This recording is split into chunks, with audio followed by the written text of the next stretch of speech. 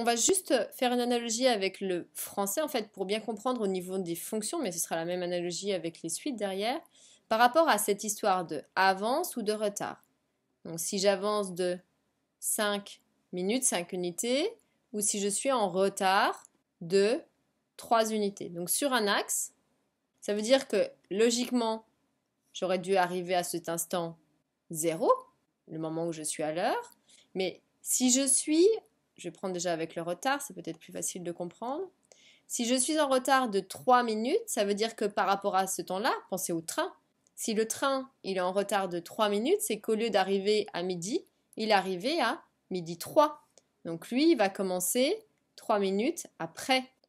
Donc ce signal-là, il va être retardé. Donc on avait vu que dans ces cas-là, c'était pour ça qu'il y avait une translation de plus 3 unités vers la droite, alors que la fonction, elle était définie par f de t moins 3 ou x de n moins 3. En tout cas, par rapport, si la fonction f de t, elle est définie pour t égale à 0, celle-ci, elle va être décalée.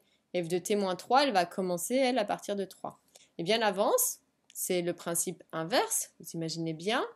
Si je suis en avance de 5 minutes, pensez au train, si le train il est en avance de 5 minutes, ça veut dire qu'il arrive 5 minutes avant l'heure. Donc en fait, 1, 2, 3, 4, 5, je suis ici.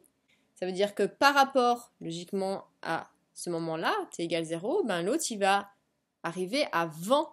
Donc c'est-à-dire que cette fonction qui est ici, elle est définie comme étant f de t plus 5. Et on fait attention, celle-ci, elle aura vécu une translation de moins 5 selon le vecteur i. Faites vraiment l'analogie avec le train. Ça vous permettra d'avoir peut-être un petit moyen mémotechnique pour savoir de quel côté je me décale si vous ne pensez pas donner des valeurs à n ou ici donner des valeurs à petit t.